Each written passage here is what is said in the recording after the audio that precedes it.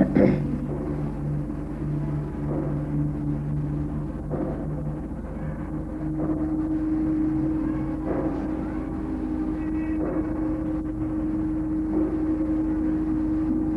में से बहुत से लोग ऐसे हैं कि जो अभी अभी रियलाइज़ हुए हैं, कुछ लोग ऐसे हैं जो थोड़े दिन पहले रियलाइज़ हुए हैं, और कुछ लोग ऐसे हैं जो बहुत पुराने रियलाइज़ हुए हैं, जो कि इस चीज़ को समझ गए हैं कि अपनी चेतना क्या है, वो किस तरह से कार्य प्रवण होती है, किस तरह से कार्य करती है, और किस तरह से हम उसको अपनाते जाते हैं। इस तरह से यहाँ 3 तरह के लोग होने के कारण मैं कुछ बातें फिर से दोहरानी पड़ेंगी और बताऊंगी, जिससे आप लोग समझ पाएंगे कि रियलाइजेशन का अर्थ क्या है, फिर रियलाइज्ड आदमी में क्या विशेषता होती है। पिछले मर्तबा भी मैंने बहुत सी बातें बताई हैं कि रियलाइज्ड आदमी की क्या विशेषता है, और आगे इसको किस तरह से हमें रियलाइज्ड स्टेट में हमें कैसे रहना चाहिए, इस तरह से 3 इस पर मैं बताऊँ। इतना ज़रूर होना चाहिए कि इस वक्त आपने जो पढ़ा लिखा है, जहाँ पर भी जो कुछ भी पढ़ा हुआ है, उसको अभी भूल जाइए।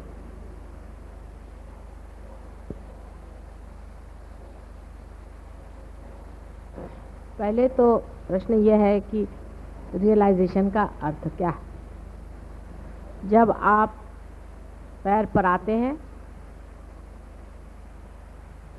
तो उसमें से कितने ही लोगों को कहा जाता है कि आप पार नहीं हुए, और कितने ही लोगों को कहा जाता है कि आप पार हो गए। इसका एक तो अर्थ है ही कि रियलाइजेशन का संबंध आपके बाहरी शरीर मन बुद्धि से नहीं है, किंतु किसी आंतरिक चीज़ से है, जो कुछ लोगों को हो जाता है और कुछ लोगों को नहीं होता।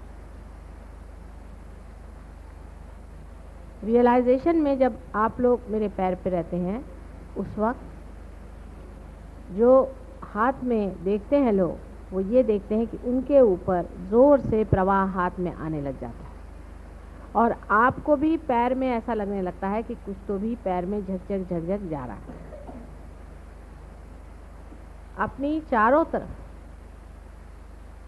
मनुष्य के, वातावरण के और सारे संसार की चारों तरफ चैतन्य शक्ति खेल रही, अंदर और बाहर। जैसे कि हर एक पेड़ के अंदर भी चेतना शक्ति है, उसके पत्ते में भी चेतना शक्ति है, उसके मूल में भी है, और उसी तरह से इस सारे भूमंडल पर भी चैतन्य शक्ति का वास है। चारों तरफ जैसे कोई ईथर होता है, इस तरह से ये चैतन्य शक्ति चारों तरफ चल रही है, और अंदर बाहर हर जगह उसका वास है। और वही शक्ति पूरा जो कुछ कार्य जड़ शक्ति का करने का है, करती रहती है। अब ये शक्ति हमारे अंदर कुंडली नामक, इसको कि कुंडली लोग कहते हैं, कुंडलिनी कहते हैं, लेकिन कुंडलिनी एक शब्द है दिया हुआ। हालांकि परमात्मा ने किसी भी चीज़ को अर्थ ही दिया है और शब्द तो दिया नहीं है, जैसे किसी का नाम दिया नहीं, पर मानव ने दिया हुआ नाम इसका कुंडलिनी। कुंडलिनी नाम की शक्ति, कुंडलिनी नाम की शक्ति हमारे अंदर रीढ़ की हड्डी के नीचे जो त्रिकोणाकार अस्थि है, उसमें स्थित है। उसके बारे में अभी मैं एक आर्टिकल निकालने वाली हूँ मनोशक्ति में, तो आप उसके सारे डिटेल्स पढ़ लीजिएगा, और उसके साइंटिफिक नाम जो कुछ है वो भी आप जान लीजिएगा, और आप में से बहुत से लोग उसको जानते भी। अब आपका चित्त जो है,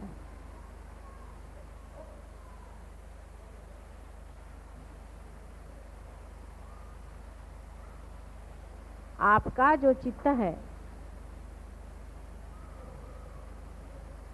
जब आप साधारण मानव रहते हैं तो शरीर, बुद्धि और मन तीनों में रहता है, और आप खोजते रहते हैं उस चीज़ को जिससे आप आनंद पाए। जब आप उस चैतन्य शक्ति से एकाकार होते हैं, कुंडलिनी के जागृति से सहस्त्रार पे आपका चित्त आकर के उससे एकाकार होता है, तब आपका चित्त जो है अपनी कुंडलिनी पर जाता है और अपनी कुंडलिनी पे जाते ही आपका दूसरों के भी कुंडलिनी पे जाता है। यानी अभी तक आपका चित्त 3 जगह तक जा सकता था, अब एक चौथी जगह जाता है जो निराकार शक्ति है, और उसमें जाते ही आप विचारों से परे उठ करके और इस मन, बुद्धि और शरीर तीनों को देखने लगते हैं साक्षी स्वरूप होकर। आप जिन लोगों के हाथ में से झंझन झंझन ऐसे चैतन्य की लहरियां बह रही हैं, इन लहरियों को हम लोग इतने सहज में पा गए हैं कि हम जानते नहीं कि कितनी बड़ी चीज़ हमें मिल गई। पहला तो सबसे बड़ा जो प्रॉब्लम है वो कि इतनी बड़ी चीज़ इतने सहज में कैसे मिली। जैसे कि एक छोटी सी चीज़ समझ लीजिए कि मानव का जन्म हम लोग इतने सहज में पा लेते हैं कि हम ये जानते ही नहीं कि मानव जन्म पाना जन्म जन्मांतर की मेहनत के बाद बड़ी मुश्किल से मानव का जन्म होता है, और उसका पुनर्जन्म तो बहुत ही जन्म जन्मांतर की मेहनत के बाद और खोज के बाद पुनर्जन्म होता है। लेकिन वो इतने सहज में घटित हो रहा है कि उसकी कीमत हम लोग समझ नहीं पाते, और ये भी सोचते हैं कि इतने जल्दी कैसे हो। उसकी वजह ये थी कि आज तक आप सारी खोज बाहर कर रहे थे और चीज़ आप ही के साथ थी। जैसे कि आपके अंदर कोई हीरा बैठा हुआ है और आप सारे दुनिया में खोज रहे हैं और आपके यहीं हीरा गिरा हुआ है, और फौरन किसी ने बता दिया कि हीरा तो यहीं है, और आपको रास्ता भी बता दिया, आपने हीरे को पकड़ लिया। फिर आप ये थोड़ी कहेंगे कि अरे इतने जल्दी कैसे। आप तो यही कहेंगे कि अरे मैं यहीं था और मैं दुनिया भर में कहाँ खोजता फिर रहा था। ये बात वास्तविक हो रही है। जब हमें सहज योग से ये दशा प्राप्त होती है तो वास्तविक में हमें इसकी प्राप्ति इतनी सहज में होती है कि हम समझ नहीं पाते कि कहाँ से कहाँ पहुँच गए। या ये कहिए कि आधुनिक युग में जिस तरह से आप एकदम से चंद्रमा पे पहुँच जाते हैं, पता भी नहीं चलता। आप अगर चंद्रमा में एक क्षण में अगर पहुँच सके, ऐसी कोई व्यवस्था हो जाए, तो आप हो सकता है कि आप ऐसे ही महसूस करेंगे कि हम ये कहाँ पहुँच गए, कैसे हो सकता है चंद्रमा में हम एक क्षण में कैसे।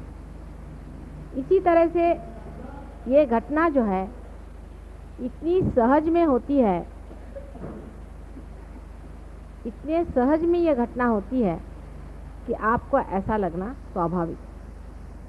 लेकिन कोई बात सहज में हो जाए और चाहे बहुत तकलीफ़ से हो जाए, याद वो रहती है जो तकलीफ़ से होती है और समझ में वो होती है जो तकलीफ़ से होती है। ये मानव का स्वभाव है, और मानव उसी में अपने को बड़ा धन्य समझता है जो वो किसी कर्तव्यगारी से पाता है। बाप ने अगर लाखों रुपए की भी उसको स्टेट दे दी तो उसकी वो विशेषता नहीं समझता, पर उसके कमाई से उसने अगर 2 रुपए भी मेहनत से कमाए तो उसको बड़ी भारी चीज़ समझता है कि मेरी कमाई।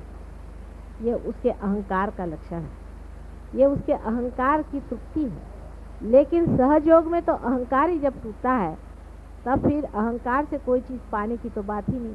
इसलिए अहंकार जो है वो अतृप्त रह करके इस तरह की शंकाएं अंदर उठाता है कि ऐसे सहज में क्यों। अब अपने रियलाइजेशन की जो तरीके और जो होता है, जैसे जैसे रीति से वो होता है, ये सब आप में से बहुतों ने देखा। तो किताबों में अब हर एक किताब में एक नया तरीका पाएगा कि जब आत्म साक्षात्कार होता है तो ऐसे हो जाता है, वैसा हो जाता है, ये हो जाता है। अब इसमें से कितने लोग पार हैं और कितने नहीं हैं, एक परमात्मा ही जानता है। लेकिन आप में से जो लोग पार हुए हैं और धीरे धीरे आपने अपनी गति ऊपर की है, आप लोग जानते हैं कि आदमी जब पहले पार होता है तो सिर्फ उसका सहस्त्रार टूटता है और वो एकाकार होता है उस चैतन्य शक्ति से। फिर इसके बाद तो भी वो यहीं रहता है। और उसकी दृष्टि अपने और दूसरों के कुंडलिनी पे आ तो जाती है, लेकिन वाइब्रेशंस जो उसके अंदर आ रहे हैं वो कभी कभी एकदम रुक जाते हैं। और वो अगर अपने सर पे हाथ रखे तो देख लेगा कि उसके सर पे जहाँ पर कि बिल्कुल नरम हो गया था वहाँ फिर से कड़क हो जाता है, कैल्सिफिकेशन हो जाता है। तुमचं झालं ना, कालच पार झालं होतं, अभी आप कल ही पार हुए थे और आपका कैल्सिफिकेशन। उसकी वजह क्या है? उसकी वजह यह है कि हमारे अंदर जो ईगो और सुपर ईगो है वो हट जरूर जाते हैं, हमारा चित्त बीचों बीच जरूर आ जाता है, लेकिन वो फिर से ग्रो करके और एक हो जाता है।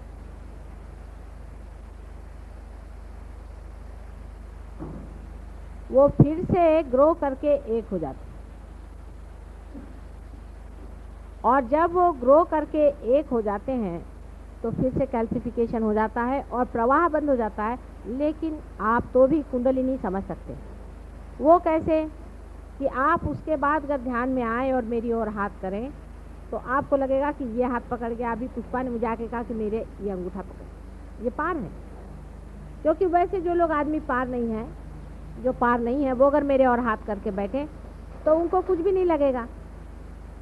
लेकिन जो लोग पार हो गए उनको लगेगा कि माता जी देखो ये उंगली मेरी पकड़ गई है। को ऐसा लगेगा कि ये उंगली मेरी पकड़ गई है, और या ये उंगली मेरी पकड़ गई है, इसमें नहीं आ रहा है, इसमें आ रहा है। उसमें से जो जानकार लोग होंगे वो समझ जाएंगे कि कौन से उंगली का इशारा, कौन से चक्र। अब ये कोई कपोल कल्पित नहीं है, दिमागी जमा खर्च से इस बात का पता नहीं लगा। मैंने तो बताया नहीं, क्योंकि मैं अगर इसको बताती तो सब लोग ये कहते कि माता जी यूं ही उड़ा रहे। मैंने कहा तुम ही देखो। तो जब उन्होंने ऐसे हाथ रखा और जब उनकी ये उंगली जलने लग गई तो मैंने कहा कि अच्छा इनके नाभि चक्र पे तुम हाथ रख के देखो, तो नाभि चक्र चल रहा है। अपने अंदर आंख बंद करके देखो तुम्हारा कौन सा चक्र चल रहा है, तो नाभि चक्र चल रहा है। और जब हाथ तुमने उनके ओर किया तो कौन सी उंगली चल रही? ये उंगली चल रही। इसका मतलब ये उंगली नाभि चक्र का साक्षात, और सबकी यही उंगली पकड़ी जाएगी उस आदमी। तो निर्विवाद ये बात है कि इस पर किताब चाहे कुछ भी लिखे, जिस तरह से जो होता है वैसा ही होता है। अभी कल ज्ञानेश्वर जी को लेकर के एक साहब मुझसे भिड़ रहे थे बहुत ज़्यादा। ज्ञानेश्वर जी आज होते तो उनसे हम ही बात कर लेते। वो भी खोज रहे थे तरीका किस तरह से बात समझाने का, लेकिन उनको बन नहीं पड़ा। बहुत छोटी उम्र में उनकी मृत्यु हो गई। ऐसे बहुत से लोगों की अपमृत्यु होने के कारण भी बहुत कुछ गलत फहमियाँ संसार में फैली, और उन्होंने किताब लिख दी। ये दूसरी गलती कर दी जिस वजह से मैं किताब लिखने से बहुत डरती हूँ। किताब लिखते ही साथ लोग उसको रटना शुरू कर देंगे और उससे भी लोगों पर कंडीशनिंग हो जाए। तो अब इसमें क्या होता है क्या नहीं होता है, वो बिल्कुल आपको ऐसा सोचना चाहिए कि हर मिनट हमें नया एक अनुभव, ये नई चीज़ है। हम नए आदमी, नया ही है सब कुछ, नए से ही जानना है। हम नए होकर के बैठे, जैसे छोटा बच्चा बचपन से एक एक शब्द सुनता है और उसको रट लेता है, एक एक बात देखता है उसको समझ लेता है। इसी तरह से आप लोग जो इस नए लोक में, इस दिव्य लोक में जो आए हुए हैं, तो उसकी दिव्यता को समझना चाहिए, इसकी दृष्टि और होनी चाहिए। यह बड़ी विशेषता है कि इसका नाम दिव्य लोक रखा है। मैं जाती थी तो इसका नाम पढ़ के मुझे बड़ा लगता था कि किसी बड़े सोचने वाले आदमी ने नाम रखा हुआ, कितना सुंदर नाम, दिव्य लोक। मुझे क्या पता था कि परमात्मा सारी व्यवस्था यहीं कर देंगे और भाटिया साहब इतनी मेहरबानी कर देंगे हमारे ऊपर। बहुत ही सुंदर जगह है। तो जिस दिव्य लोक में आप उतरे हुए हैं उसकी दिव्यता को जानने के लिए आपको सोच लेना चाहिए कि ये सब नवीन है, नावीन्यपूर्ण है। इसमें सारा ही नवीन अनुभव है। कहीं लिखा हुआ घिसा पिटा जो दूसरों ने अनुभव किया है वो नहीं है, हमें जो अनुभव करने का वो है। इसलिए एकदम नया, नूतन, बालक जैसे होता है ऐसे आप एकदम नए स्वरूप में से उतरिए। पहली चीज जरूरी है कि आप इसमें नवीनतम बातों के और ध्यान दें। सब नवीन है। आज तक ऐसा कहीं भी अनुभव किसी ने किया नहीं। इतने जोरों में ये एक्सपेरिमेंट कभी भी सक्सेसफुल कभी भी संसार में नहीं हुआ, क्योंकि मैं भी इस संसार में बहुत बार आ चुकी हूँ और इस कार्य को करने का मैंने बहुत बार प्रयत्न किया। पहली मर्तबा इस जन्म में ये कार्य सफलीभूत हुआ। इसलिए सब में थोड़ा थोड़ा अधूरापन जो रह गया है उसको आपको पूरा करना है।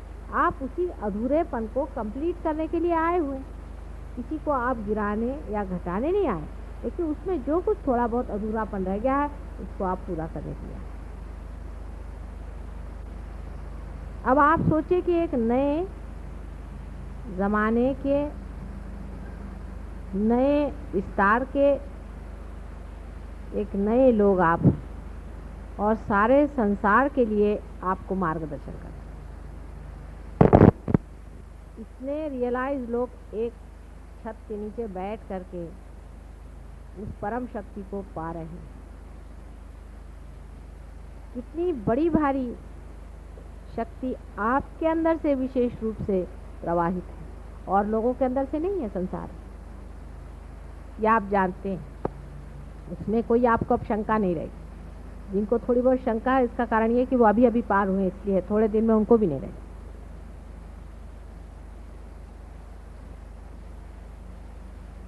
तब ये ज़रूरी हो जाता है कि आप अपनी विशेषता को समझ लें। सबसे बड़ी विशेषता आपकी यह है कि आपको एक फोर्थ डायमेंशन आ गया है। कौन सा फोर्थ डायमेंशन आ गया? आ गया। कौन सा फोर्थ डायमेंशन आ गया? जो चैतन्य शक्ति आपके अंदर प्रवाहित है उसमें आप खड़े हुए हैं। अब आप इसमें से उसमें कैसे जा सकते हैं, ये बड़ा महत्व का पॉइंट है, आप समझिए। अब इसमें आप किस तरह से उसमें उतर सकते हैं, उसमें रह सकते हैं, स्थिर हो सकते हैं, ये बड़ा महत्व का पॉइंट है। अब आप देखिए अगर अपने चित्त की ओर, तो आप देखेंगे कि इसमें एक तरह का एक्सपेंशन होता है और ये ऐसे अंदर खिंचता भी है। अपने चित्त की ओर देखिए, अपने चित्त की ओर देखिए। ये ऐसा लगता है जैसे कहीं, जैसे किसी चीज़ पे जाता है और आप चाहे तो उसको हटा सकते हैं। उसका एक्सपेंशन हो रहा है और उसको आप खींच भी सकते हैं। जैसे कि कोई गुब्बारा होता है, या इसको मराठी में फुगा कहते हैं, उसको आप फुगा दीजिए तो वो ऐसे जाएगा और फिर अंदर ही खींचेगा। इसी तरह से आप अपने चित्त की ओर दृष्टि रखें। आपका चित्त जो है वो किसी भी चीज़ की ओर जा भी सकता है और वहाँ से लौट भी आ सकता है। ख्याल करें आप, देखिए हमारा चित्त किसी वस्तु मात्र पे गया। जैसे समझ लीजिए आपका चित्त है कि एक साड़ी पर, अब साड़ी पर गया और आप उससे अपना चित्त खींच सकते हैं। अपना चित्त आप जैसा भी चाहे उसे घटा सकते हैं, बढ़ा सकते हैं और उसको जहाँ तक चाहे उसको पहुँचा सकते हैं।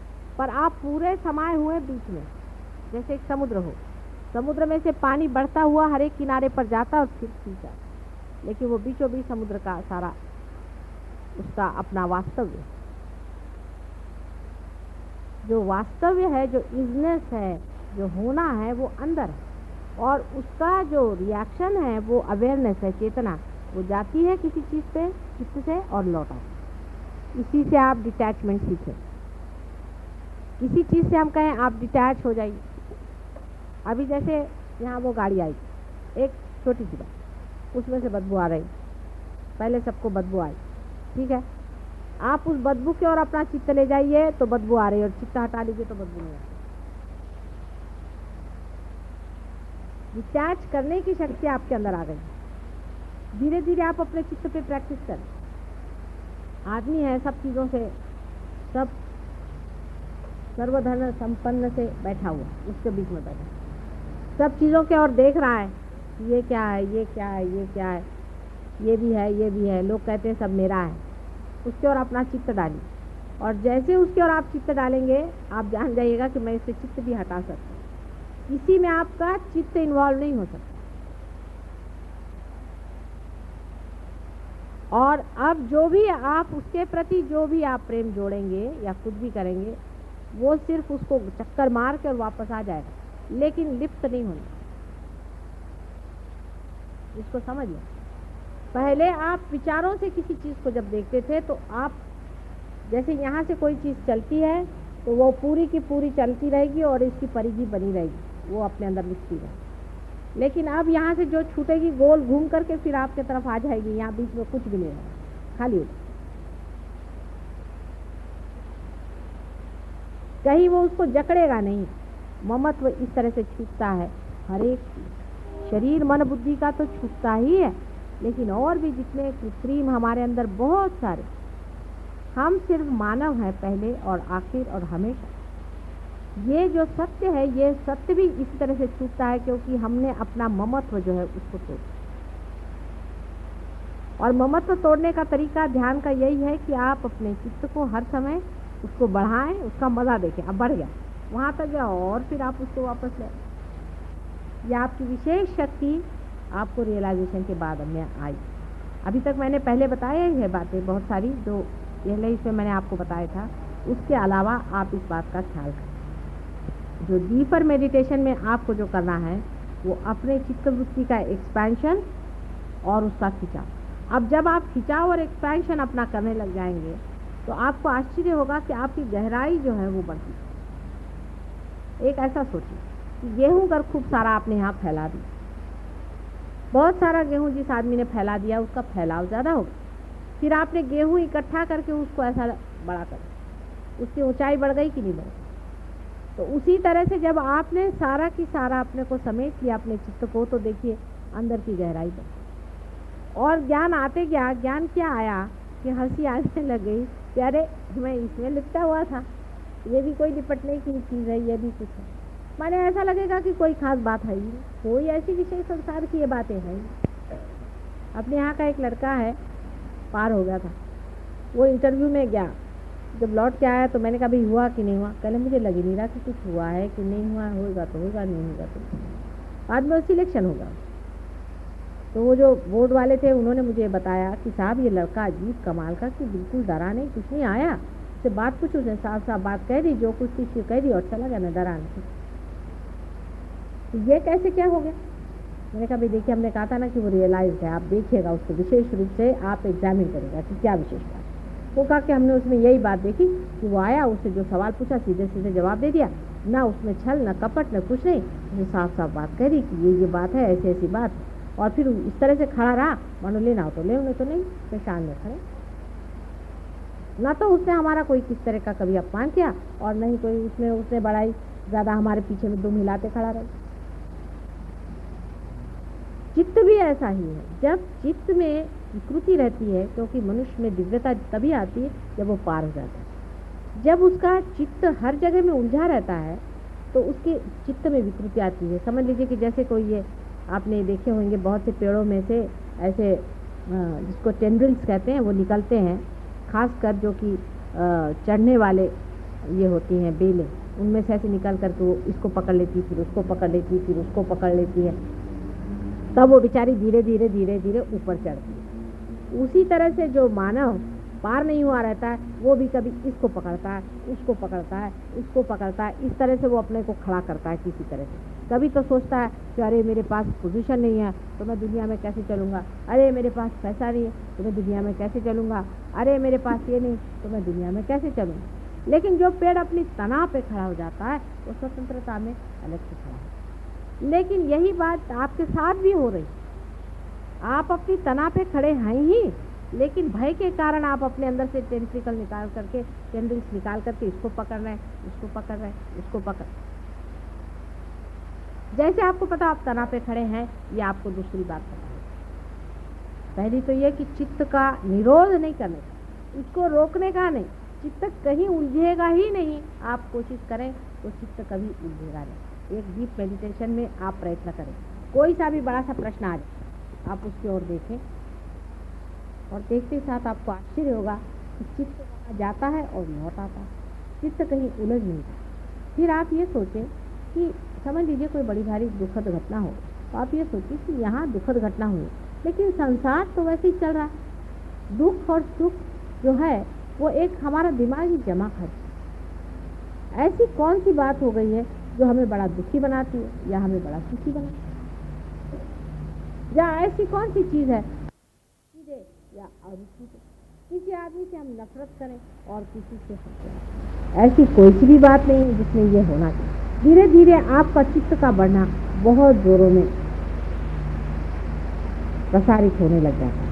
और उसके बाद चित्त जब बिल्कुल सबल हो जाता है, बिल्कुल पूरी तरह से सबल हो जाता है, तब फिर जिसको कि हम लोग देखते हैं, ने भी देखा कि आपके हाथ वाथ जलते हैं, किसी को हाथ लगाने से हाथ जलते हैं, किसी को कुछ करने से पकड़ जाता है। शुरू में ऐसा होगा और उससे दूर रहना चाहिए, जहाँ तक हो सके एकदम आग भट्टी में मत डालिए। जब लड़की खाना बनाना सीखती है तो पहले एक छोटे से चूल्हे पर थोड़ा सा एक कपड़ा लगा करके धीरे धीरे, फिर उसके बाद जरा उसका हाथ जलना सीख लिया तो फिर वो बड़े चूल्हे पर काम करना सीखती है। उसमें भी वो पहले संती लेती है, फिर एक तवा लेती है, फिर उसके ऊपर में वो रोटी सेकती है। उसके बाद जब वो एक्सपर्ट हो जाती है तो हाथी से रोटी बना लेती है, चूल्हे में हाथ डाल करके भी वो ठीक से ऐसे ऐसे कर सकती। उसी तरह से शुरू में आप जिसको हम इविल भी कह रहे हैं, जिसको हम बुरा भी कह रहे हैं, वो भी गिरते। फिर जो इविल करके जो चीज़ है वो आप जहाँ खड़े होंगे वो खुद ही भाग खड़ी हो जाएगी, वहाँ रहेगी, कुछ आप पे असर ही नहीं आने वाला उस चीज़। ये दशा जब आ जाएगी तब फिर माँ का प्रोटेक्शन की क्या जरूरत है, आप खुद ही बड़े हो जाएंगे। तब फिर आपको किसी का पकड़ेगा नहीं, किसी का कुछ नहीं, कोई कहीं पर भी कुछ हो आप जाइएगा, आप देखिएगा कुछ नहीं, जो जहाँ पहुँचे वहीं सब भाग रहे हैं, वहाँ खुद ही वो टिकने नहीं वाले। इतनी समर्थता जिस दिन आ जाए उस दिन ये प्रश्न हमेशा के लिए टूट जाए। लेकिन जैसा मैंने उसके लिए कहा था कि उसके दो ही तरीके हैं, एक तो अंदर का मेडिटेशन और एक बाहर का देना।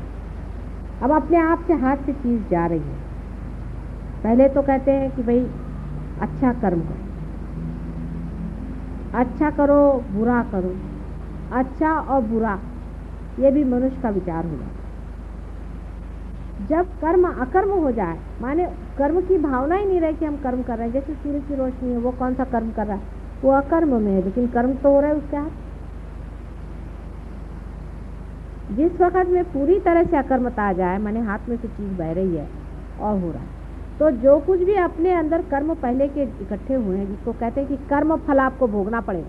बहुत से लोग बीमार आते, माता जी हमारे कर्म के फल है, आप क्या ले लीजिएगा, हमने कहाँ ले लें, कोई चिंता की बात नहीं। गंगा जी में आए तो धुल जाना ही चाहिए सब चीज़। तो अगर आपके कर्मों के फल, आपके हाथ पैर अगर दुख रहे हैं या कुछ आपको बीमारी हो गई, कुछ तकलीफ हो गई, तो ऐसी कोई बात नहीं, वो तो हम ले ही सकते हैं। लेकिन आपके कर्म शरीर से उठ करके मन में चलेगा। अब मन में के कर्म कैसे निकलेंगे, वो तो यहाँ से भाग खड़े होंगे माता जी की वजह से, चाहे शरीर ठीक हो, लेकिन अब मन के अंदर वो कर्म बैठे हुए हैं। आप पार भी हो गए तो भी अब ये गंदगी निकलेगी कैसे? इसलिए यही कर्म जब आप करते रहेंगे तो अकर्म में ये सब बह जाए, और जितना आप इस जन्म में कर डालेंगे उतना ही कर्म खत्म हो जाएगा।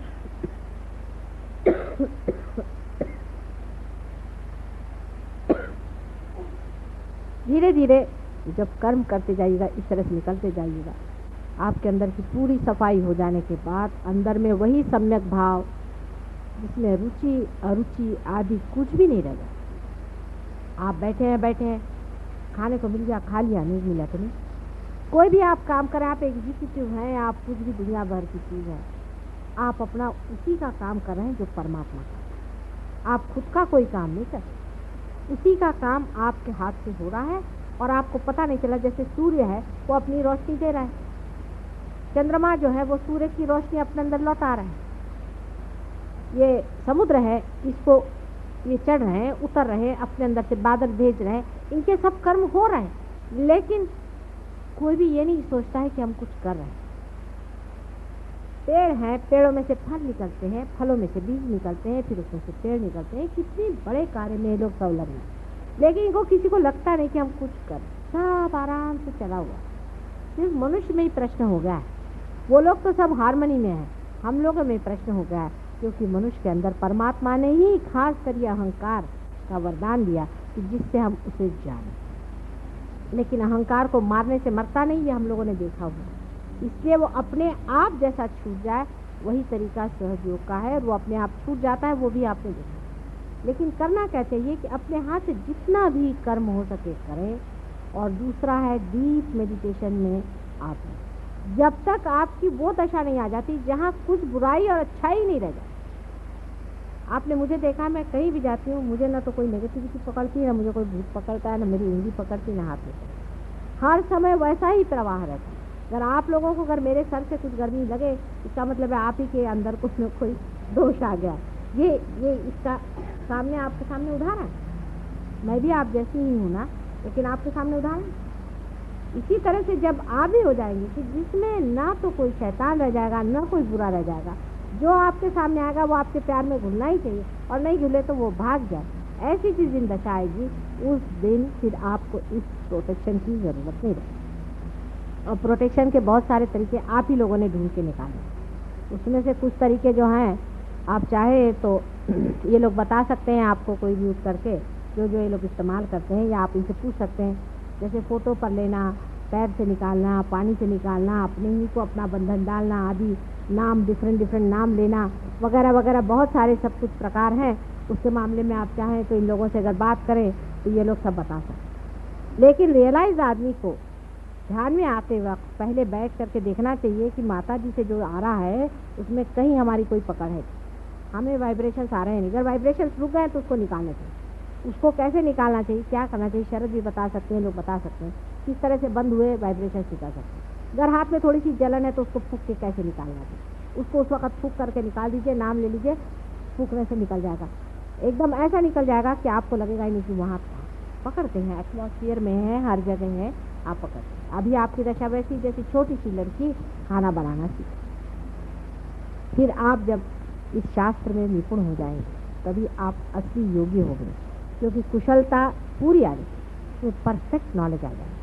और जब परफेक्ट इसका नॉलेज आ जाता है तो आप ही नॉलेज हो जाते हैं, माने आप कुछ करते कुछ नहीं, वो ऑटोमेटिकली सब मामला अपने आप चलते रहता है। जैसे कि ये अगर परफेक्ट हो जाए और इसमें से मेरी आवाज़ अगर परफेक्ट अंदर जा रही तो इसको कुछ नहीं करना पड़ता है, कुछ जानना नहीं पड़ता है, सीधा ही सारा की सारा रिकॉर्ड हो, क्योंकि बोलने वाला और करने वाला और सबको संभालने वाला पालनहार परमात्मा सबके सर पे मंडरा।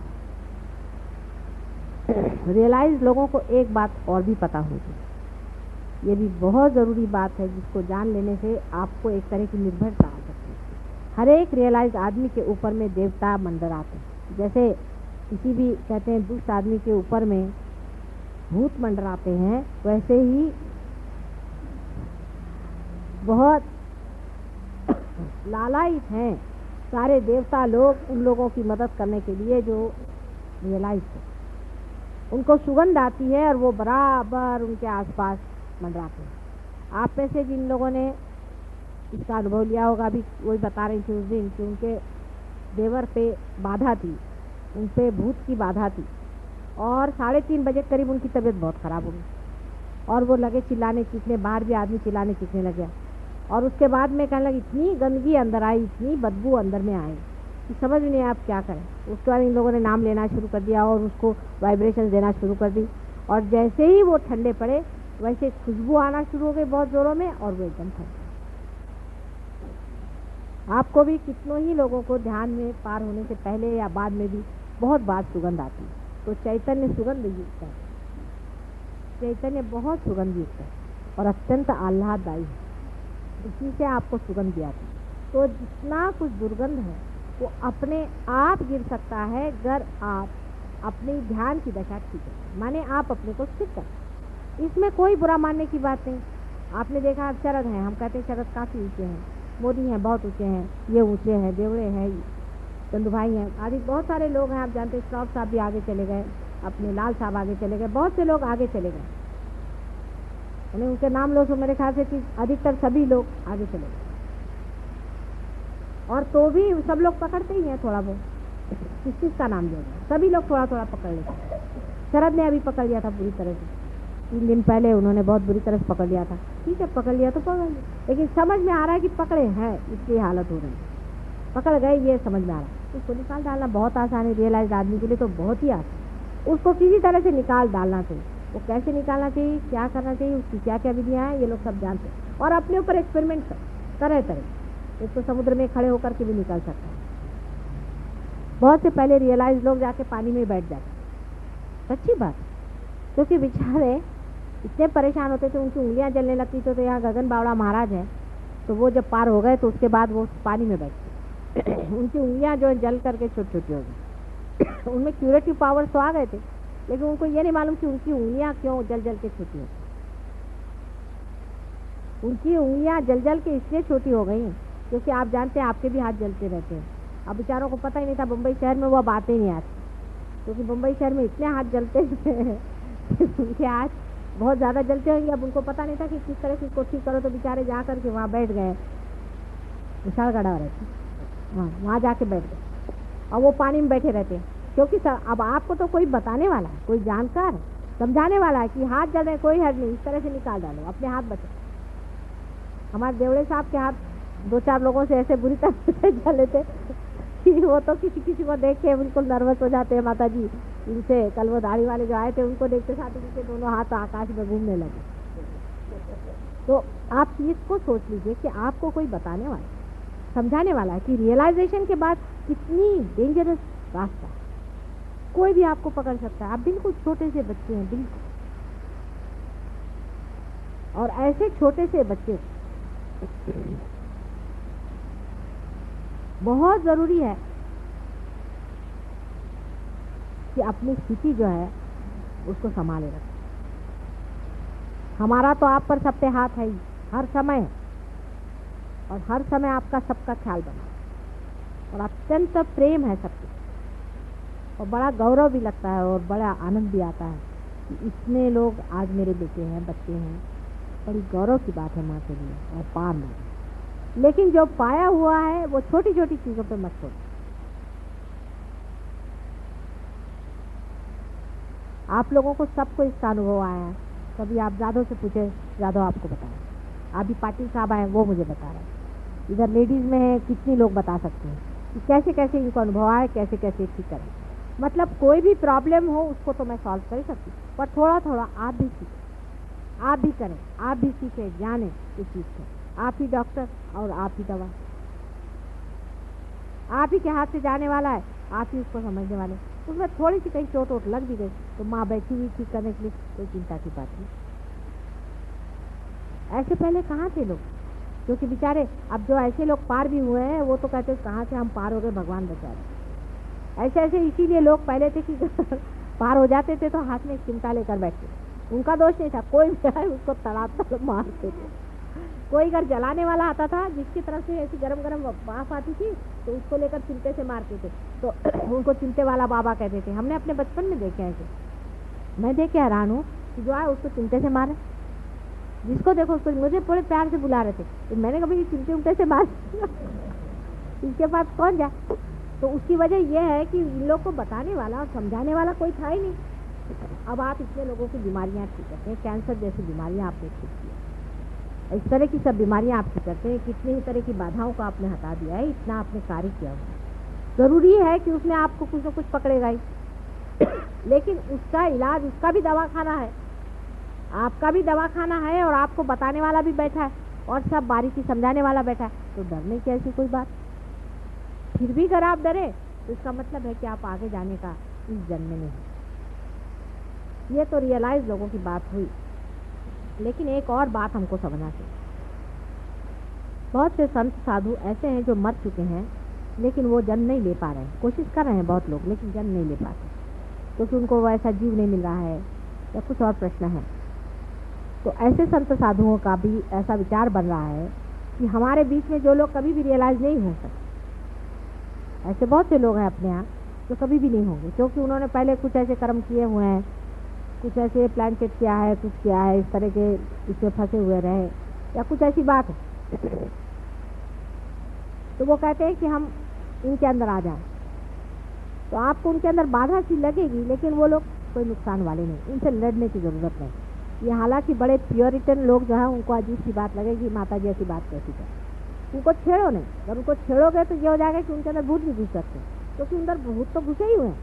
भूत नहीं होंगे तो संत आ जाएंगे, संत आने से अपना कार्य हो। इसलिए बहुत से लोगों पे संत भी उतरे, उनकी बड़ी इच्छा है, उन्होंने ऐसे कहा है मुझसे कि हम चाहते हैं कि हम अपने को लाएं, लेकिन अब हम छोटे बच्चे के रूप में आए तो तुम्हें कैसी मदद होगी। इसलिए बेहतर है कि ऐसे लोग जो तुम्हारे इसमें आते हैं और जो पार होने की हमें दिखाई नहीं देता, ऐसे बहुत से लोग, वो लोग अगर पार भी नहीं हो रहे हैं तो भी आपको उनसे भिड़ने की ज़रूरत है, पर वो आते रहेंगे हमेशा। वो 4 साल आएंगे, नहीं 6 साल आएंगे, वो 10 साल भी आएंगे, कोई है उनसे भिड़ना। आ रहे हैं, बैठने दो, आपको मालूम है पार नहीं है, जो एक बार पार हो गया वो तो पार होता रहेगा, लेकिन जो हुआ ही नहीं पार और डावाडोल चल रहा है उससे भिड़ने की ज़रूरत है। ये आज आपको मैं एक सीक्रेट बात बताऊं, उन पे भी संत ही लोग काम करते हैं, क्योंकि बगैर उसके काम नहीं बन रहा। भूत बाधा जो है उसको भगाने के लिए संत ही लोग काम करेंगे, क्योंकि आप लोगों को तो वो दिखाई नहीं देता, आप तो उस परलोक में तो जा नहीं सकते, तो उन्हीं को ये कार्य करने दीजिए। तो वो लोग कहते हैं कि हम आकर के इस पर कार्यान्वित रहेंगे और आपके कार्य को हम बढ़ाएंगे। वो आपको किसी को ठीक नहीं करेंगे, कुछ नहीं करेंगे, पर वो इस तरह का कार्य करेंगे कि वो दूसरों के साथ में, जैसे ऐसे लोग हैं वो ज़्यादा भाषा प्रवण होंगे, वो बोलेंगे अच्छे, लोगों को खींच करके लाएंगे, बहुत से और लोगों को लाएंगे जिनको आना। ऐसे हमारे पास में एक साहब थे, उन्होंने हमारे ऊपर आर्टिकल भी लिखा था, पर वो कुछ ज़्यादा ही बिचकाए गए तो वो भाग गए, उनको कभी पार नहीं होने वाले। इन पर एक दूसरे आ गए, उन्होंने कहा कि चलो लिखो इनके ऊपर, तो वो लिखने लगे हमारे ऊपर। फिर उसके बाद में वो ज़रा कुछ बेचारे इसलिए चक्कर में फंस गए कि वहाँ पर दूसरा ही रंग चल गया, तो वो उसी में फंस। तो ऐसे लोगों को बचाना चाहिए, उनको संतों ही के साथ रखो, कम से कम सदाचार में रहेंगे और अपने यहाँ आने से उनके ऊपर कभी भूत बाधा नहीं आएगी, उनको शारीरिक पीड़ा नहीं होगी, उनको मानसिक पीड़ा नहीं होगी, उनकी बुद्धि सरल रहेगी, क्योंकि संत किसी को सताते हैं, इसलिए उनके अंदर संत ही लोग आए। लेकिन जो महंत है वो भी आपके ऊपर मंडरा रहे हैं, वो आपकी मदद कर रहे हैं, वो भी आपकी मदद कर रहे हैं, वो आपको बहुत सारी बातों से बचाएंगे और आपको संभालेंगे। आपके शारीरिक, मानसिक, बौद्धिक प्रोटेक्शन रहेगा, आपके संसार की जो काम है उसको देखेगा, आपके घर द्वार का जो काम है वो देखेगा, आपके बाल बच्चों को संभालेंगे, ये सब वो लोग करेंगे। लेकिन आप लोग अपने को पूरी तरह से परमात्मा में समझें, बहुत बड़ी आप पे जिम्मेदारी है। आज मैं चाह रही थी कि अगर किसी को कोई प्रश्न हो, कुछ डिस्कशन करना हो तो वो करें। दूसरे श्रॉफ साहब ने मुझे बहुत अच्छे दिए हुए हैं, और आप लोग बागीचे में जैसे गार्डनर होते हैं उस तरह से आपको इस बागीचे को कैसे, आपको इस बागीचे में कैसे रखना है, उसको किस तरह से ठीक लगाना है, कैसे चलाना है, वो सब आपको सोचना है। वो आप सोच करके आप उसका बताएं कि कैसे। उन्होंने एक जो बात कही वो ठीक है, वो कह रहे थे कि अगर हम लोगों ने रियलाइजेशन दिया और उसके बाद हमने फॉलो अप नहीं किया तो रियलाइजेशन हो जाए, ये बात है। अगर हम लोगों ने अपनी जो रियलाइजेशन की जो देने पर भी उसको अगर हमने फॉलो अप नहीं किया, उनको प्रोटेक्ट नहीं किया, उनको आगे हम बढ़ाते नहीं रहे, उनका हमने ख्याल नहीं किया, तो हो सकता है कि उनका जो रियलाइजेशन है वो खो सकता है और फिर बहुत देर बाद जागेगा जब तक उनको परेशानी रहे। इसलिए सबको इसमें समेटे रहना है और सबको हर महीने एक बार तो भी मिलना चाहिए। हर एक रियलाइज आदमी को हर महीने एक बार तो भी मिलना चाहिए।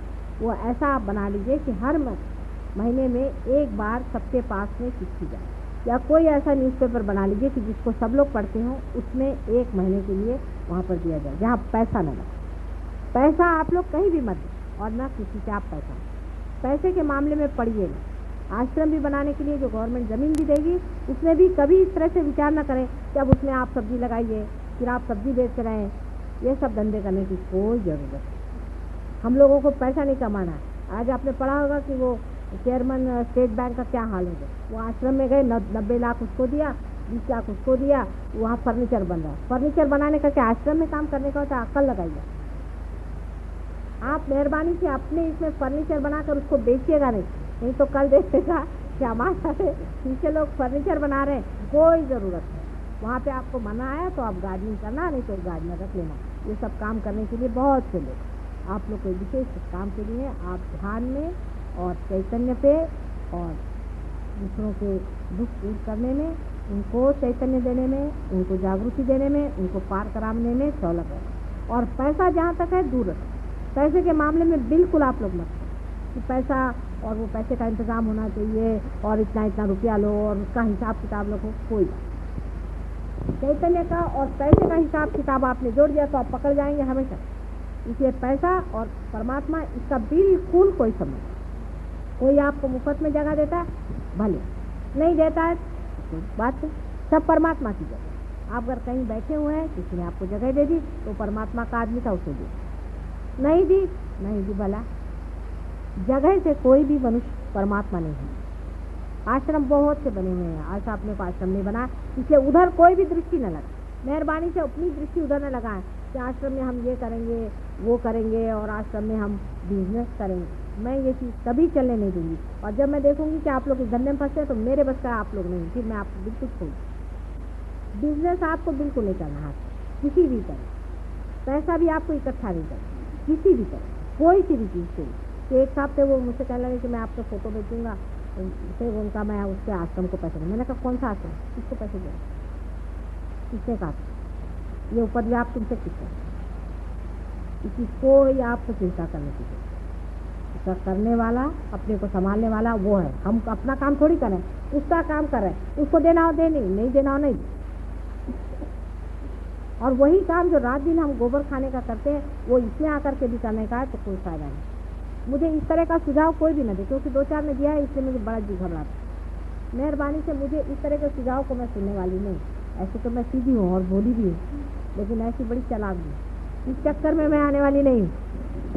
आपको पहले ही मैं बता देती हूँ कि पैसे के चक्करबाजी में आपने अगर मुझे चला है तो मैं उसमें चलने वाली नहीं। चाहे तो आप लोग पार हो चाहे नहीं हो, मेरा इससे कोई मतलब। पहले समझ लेना चाहिए कि पैसे का और इसका कोई भी संबंध कहीं भी किसी जगह भी नहीं।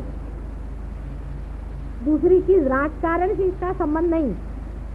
अभी आपको ऐसा भी लोग आएंगे कि चलो तुम इलेक्शन में खड़े हो जाओ, तुम्हारा इतना फॉलोइंग है, आपको राजकारण में जाना तो आप राजकारण में जाए, लेकिन राजकारण मनुष्य ने बनाया, परमात्मा ने बनाया। जो परमात्मा की चीज़ है उसमें जब खड़ा होना तो इसका राजकारण से और सत्ता से कोई भी संबंध नहीं। ये पहली बात आती है। और इसका कोई भी पदवी से संबंध नहीं है। अगर आप ये सोचे साहब हम बड़े भारी ट्रस्टी हैं, अभी सब यहाँ तो 2-4 हैं बेचारे अभी, लेकिन कोई अपने को सोचे कि मैं बड़ा भारी एक इसका सेक्रेटरी हूँ समझ लीजिए, या मैं इसका चेयरमैन हूँ, मैं कल सोचूँ मैं चेयरमैन हूँ, तो इसमें चेयरवेयर का कोई भी संबंध नहीं। और ना इसका कोई आसन है ना पीठ है। पहली बात समझ, आपस में करने की बात है। ना इसका कोई पीठ है ना इसका आसन है। तुम्हें कहूँगा सगळे लोग पीठ बीठ काही काढायचं नाही, कळलं का? कोई पीठ निकालने का नहीं। नहीं तो आदि शंकराचार्य की गादी पर कौन बैठे हैं जो बिल्कुल नॉन रियलाइज लोग हैं? नथिंग। कोई गादी पर किसी के नहीं बैठने वाला, सब अपनी ही गादी पर बैठे। दूसरे की गादी पे बैठने से हमेशा आपको निकालने का डर रहता है। अपनी अपनी गादी पर सब लोग बैठेंगे और अपनी गादी से अपने पे ही राज करेंगे तो बहुत कुछ है। तो 2-4 चीज़ों को बिल्कुल गांठ बांध लें। तीसरी चीज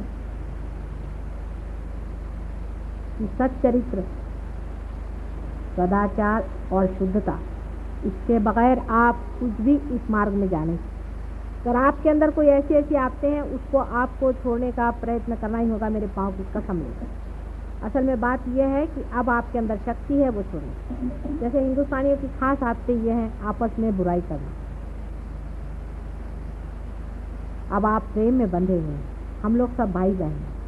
आपस में अगर किसी में कुछ हो भी गया, हो सकता है कोई किसी का पैर दिख भी जाए, तो ज़रूरी नहीं कि उसको जाकर सारे संसार में आप बदनाम करते थे। मुझे आकर आप बताएं, उस चीज़ को हम ठीक कर सकते हैं। लेकिन जान दे करके भी अपने भाइयों को बचाने की आप पे पूर्ण जिम्मेदारी, भाइयों पर और बहनों। उसके लिए कुछ भी करना पड़े हमें उसको बचाना पड़ेगा। मतलब मॉरली, इसका मेरा मतलब नहीं आप उस किसी को पैसा दे फिर वही आता। आप किसी को पैसा उधार नहीं दे, तो अगर आपसे पैसा उधार मांगता है बिल्कुल एक कौड़ी मत, बिल्कुल देने की ज़रूरत है, इसमें पैसा उधार देने की ज़रूरत नहीं। कर कोई आदमी अपने स्पिरिचुअल लाइफ में, कुंडलिनी में उसका पतन हो रहा हो या उसको किसी तरह से गिर रहा हो, उसकी कोई आदत पड़ गई, उसकी सबको मिलकर मदद करनी चाहिए। उस पर चक्र चलाओ अपने प्यार। पवित्रता पूरी हमारे अंदर जब तक नहीं आएगी तब तक हमारा कार्य बिल्कुल अधूरा रहेगा। आपको ये पता होना चाहिए कि सारी दुनिया की दृष्टि आप दिए लगा करके आप उसकी दिवाली सजा लें। लोगों की दृष्टि घर पे नहीं होती, उस दियों पर होते हैं जो जलते। आप हरेक के जीवन की और संसार की दृष्टि है कि आखिर ये जो बड़े पार हो गए हैं और दुनिया भर की बीमारियां ठीक करें, इनका जीवन कैसे।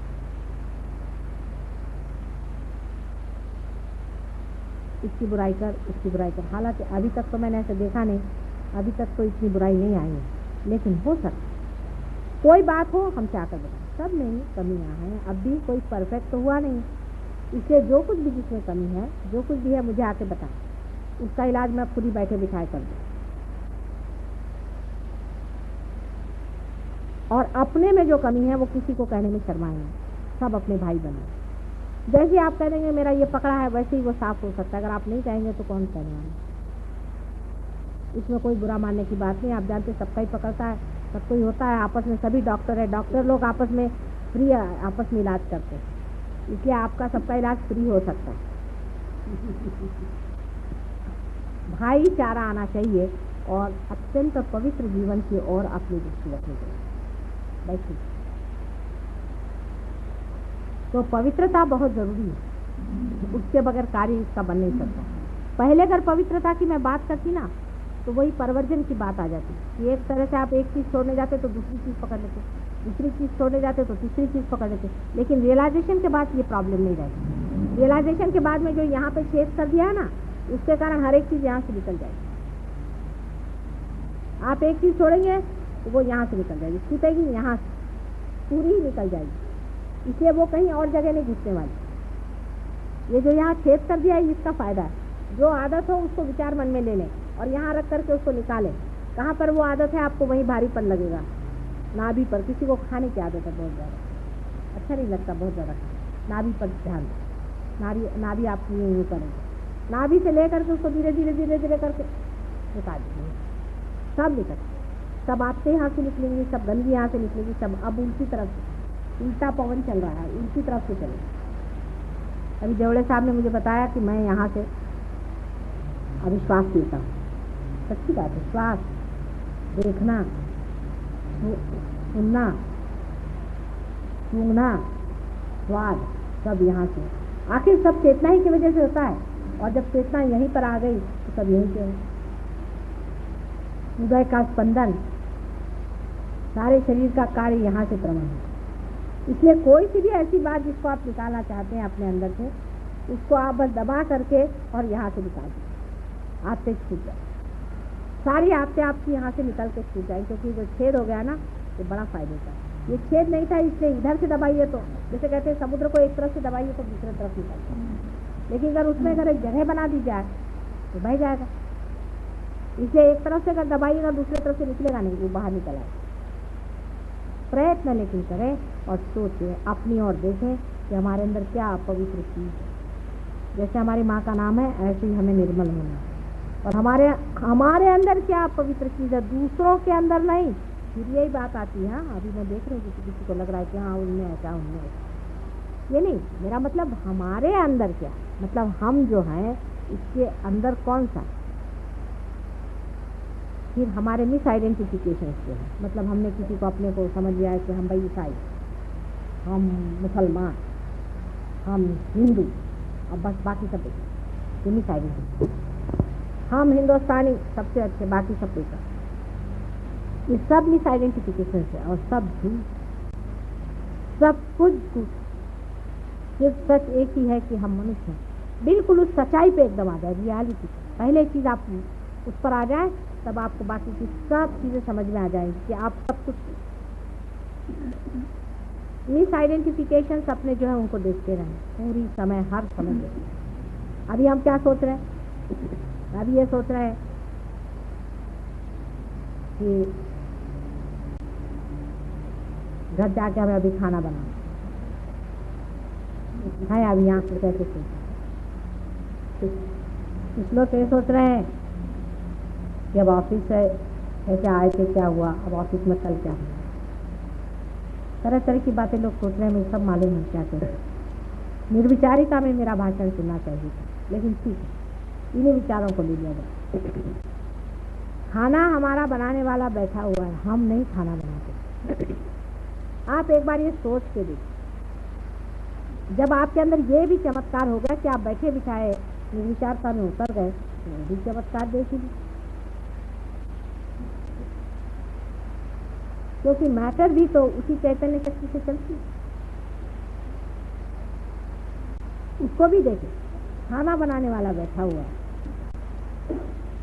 ऐसे ऐसे आपके प्रश्न जो हैं ऐसे सीधा, निर्विचारिता में जाते ही आप समझ जाएंगे कि आप शरणागत परमात्मा के हो गए हैं और निर्विचारता में उसकी मदद आपके अंदर आ गई। आपको कुछ अगर और प्रश्न हो तो मुझे आज पूछ लीजिए, और आज ध्यान नहीं करेंगे हम, क्योंकि ध्यान का समय पहले हो चुका है, काफ़ी अच्छा सबको ध्यान होगा। अगले वक्त में ध्यान होगा, उस वक्त कुछ अगर हो सके तो मंत्र वगैरह पूजन वगैरह करा जाए, जिससे कि आपको विशेष रूप से कवर किया जाएगा, जिससे ये कि आप तक फिर कोई आफत है। बाहर जो शैतान लोग घूम रहे हैं, इससे आप लोग और संकट में नहीं आए, वो ज़रूर आए। उसके बाद का प्रोग्राम पूना में है, जिनको पूना आना है पूना भी आ सकते हैं, लेकिन पूरे हफ्ते का प्रोग्राम ये 2 हफ्तों में अगर आप अटेंड करें तो अच्छा रहेगा। अब जो मैंने बात कही है उससे विचार करें। अब मेरी बात से आपको कंडीशनिंग नहीं हो सकता, कंडीशनिंग भी यहाँ से निकल जाए, बात का जो सार है उतर जाए, कंडीशनिंग यहाँ से निकल जाए। रियलाइजेशन के बाद सबसे बड़ा फायदा यह है कि कोई चीज़ आपको चिपक नहीं सकती, उसकी जड़त्व जो है वो नहीं चिपक सकता, उसका चैतन्य स्वरूप चिपक सकता। मैं अगर उर्दू में बोलूँ, चाहे मैं फारसी में बोलूँ, चाहे मैं फ्रेंच में बोलूँ, लेकिन उसकी जो चैतन्य शक्ति बह रही ना उस शब्दों में से, उसको आपके अंदर आ जाए, उससे सिर्फ वो जो वाइब्रेशन है वो आपको पता है। तो भाषा समझ में नहीं आने की जरूरत है, उसका जो प्रेम है ना अंदर से वो आपके अंदर पता है। जैसे फूल का आपको नाम नहीं पता हो, लेकिन शहद आपके अंदर उतरता है, सुगंध आपके अंदर उतरता है। सुगंध तो चैतन्य है और फूल का नाम जो है वो जड़ है। तो नाम आपके समझ में नहीं भी आए, सुगंध तो हर एक मनुष्य को आता है, हर एक मनुष्य को सुगंध आता है। किसी फूल को रखो तो सब बता सकते, चाहे वो अंग्रेज हो, फ्रेंच हो, चाहे इंडियन हो, सबको सुगंध आता है। उसको कोई भाषा करने की जरूरत है। इसी तरह से है परमात्मा का सुगंध जो ये चैतन्य शक्ति है, ये भी हर एक आदमी को आ सकती है, चाहे किसी भाषा में। इसे इस भाषण में जो मुझे कहना था तो दूसरी बात, लेकिन जो मुझे देना था वो दूसरी बात, वो अंदर आत्मसात हो गए, और उसके साथ जो कुछ अंदर गड़बड़ियाँ हुई है वो यहाँ से निकाली, अंदर चरवण होगा, और इसके कारण जो कुछ भी चक्र घूम करके फेंकना चाहता है उसको फेंकने दीजिए, अपने हाथ से उसको निकालिए। किसी का सर जरा भारी होगा और निकालिए। सर जब भारी होता है एक तो दूसरों का पकड़ते हैं, कुछ अपना भी बचा कुचा निकल आता है, निकालिए, तो कोई बात नहीं, लेफ्ट हैंड से निकाल दे, राइट हैंड मेरे ऊपर। और किसी को सवाल पूछना पूछे।